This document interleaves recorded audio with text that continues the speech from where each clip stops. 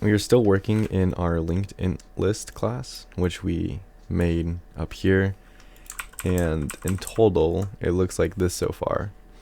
We're trying to get it to look like an array list class, because in an array list, if we declare a new array list, and then if we do dot, we have all of these methods that we can use. And we're basically doing the same thing, but in our linked in list, because we need to make one for a linked list. And we're seeing how the methods are implemented inside of them by making them ourselves. We only have a toString method and an add method, a get method, and then an add with 2 parameters. And those are all the basic ones. Another basic one we can do is a remove method. For a remove method, what we're going to do is we're going to take an index and then remove whatever value is at that index.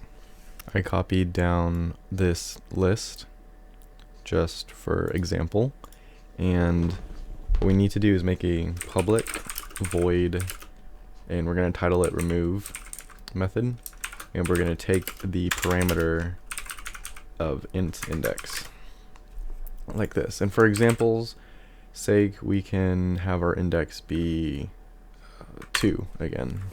So we have to have a base case if our front value is going to be removed, so that means 1 will be removed. So we're going to say if index is equal to 0, we are going to take our list, which is front.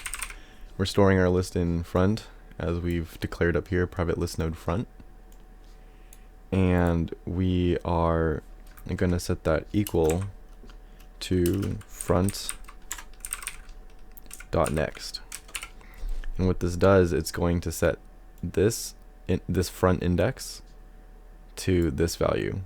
If it were front.next, it would set this index to this value, but we can't do that. Otherwise, it wouldn't really work well.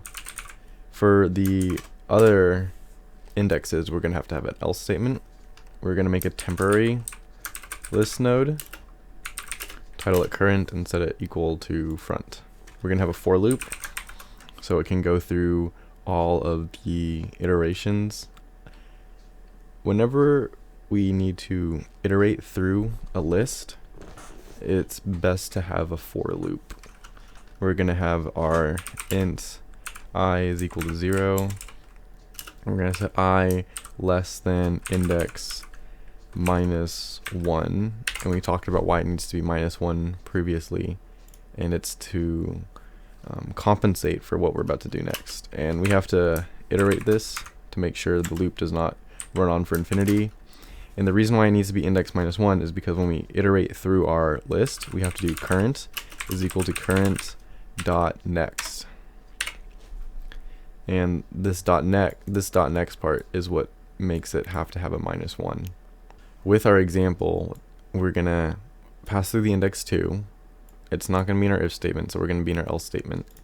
And we have to iterate through this a 0th time, and that's it. So when we come into our loop, current is currently going to be 1.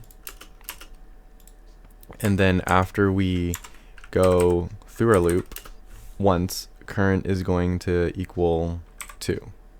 So index is this, current comes in with equaling 1, and then since it says current is equal to current.next is 2. So current is equal to 2. The value 2 is at index 1, because this is index 0, index 1, and index 2. This 3 value is the value that we need to remove. So it's going to look like this when we're all done with it.